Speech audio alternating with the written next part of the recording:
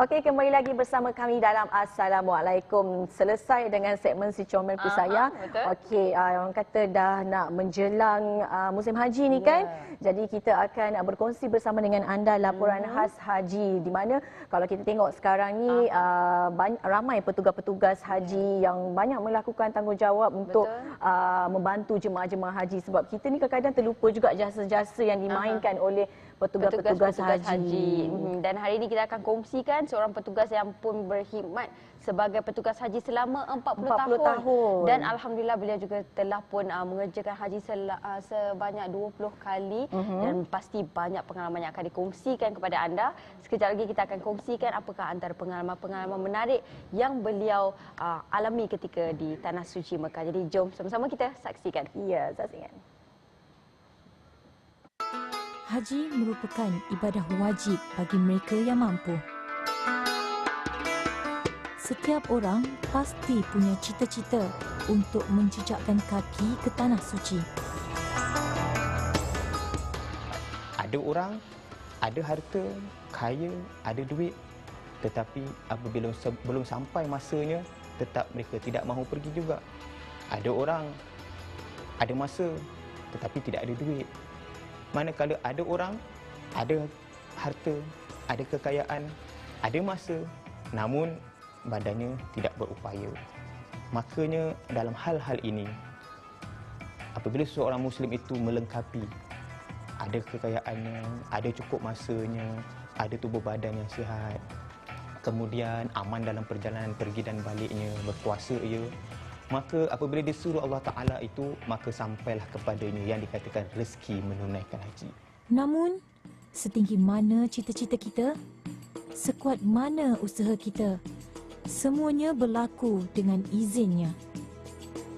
Haji Yahya Kamin Al-Bonjoli menetap di Puchong mempunyai pengalaman hampir 40 tahun sebagai mutawif haji. Berbagai kisah suka, duka sentiasa tersemat di dalam ingatannya. 1977, waktu Pak Cik berumur 38 tahun. Jadi bila keadaan ini, tabung haji mengatakan cukup, bersedialah Pak Cik untuk pergi ke sana dengan pergilah ke tabung haji, belajar dan insyaAllah berangkatlah. Itulah kali pertama Pak Cik naik kapal terbang dan dalam keadaan lebaran, dalam keadaan ilmu yang sedikit, dalam keadaan kekurangan segala-galanya lah. Alhamdulillah di dalam penerbangan Pak Cik buat sesuatu lah dengan Allah. Lama 8 jam dalam perjalanan dan penerbangan, meruduklah flight tadi. Dan nampak Pak Cik bukit-bukit gondol yang menghiasi alam Mekah waktu itu. Dan waktu itu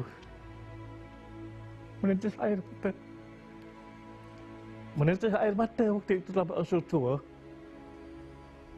Dan hati kecil berkata, sampai juga aku kemari. Walaupun agak berat hati, namun isterinya Hajah Syariah Syafi'i taat dan menyokong kemahuan suaminya itu. Waktu itu anak makcik masa itu masih kecil-kecil lagi, jadi rasa sedih lah kan. Lagi satu dalam keadaan yang duitnya yang kurang ada, maksudnya kita waktu itu kita susah kan.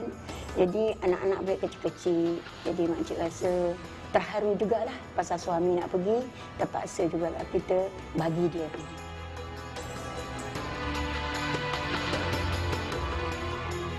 Tahun 77 itu memang keadaan memang rasa sekarang lah, ya. Berlaku banjir yang tak sangka-sangka. Pak Cik berbalik umrah dari Budanaim, niat nak tawaf, tetapi kelihatan nampak kereta berhimpit-himpitan, sampah sarap, punya banjir berlaku. Banjir berlaku, jadi baju rehatlah di masjid. Tak sedar-sedar terbangun, air dah dekat lutut lah. Kemudian biarkan pula dah reda, barulah pakcik pergi tawaf sa'i dan tahlul. Kita merancang, Allah juga merancang dan dialah sebaik-baik perancang. Kita mengerjakan haji ini, hendaklah kita mengetahui tentang hikmah-hikmah yang bakal kita dapat ataupun bakal kita tempuhi.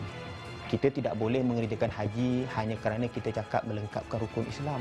Tetapi kita kena tahu juga apakah hikmah di sebalik mengerjakan haji itu.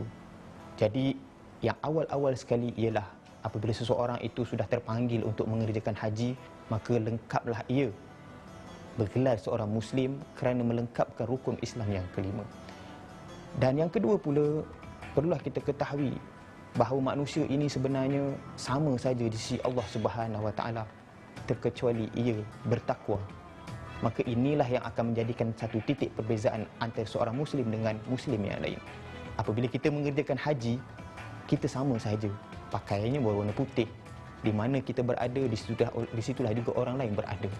Jadi bermakna kata, usahlah kita berlaku hebat ataupun kita bangga dengan keadaan diri kita, kerana di sisi Allah Ta'ala kita sama sahaja, kerana lambangan kita itu adalah lambangan ialah bertakwa kepada Allah Subhanahu Wa Ta'ala.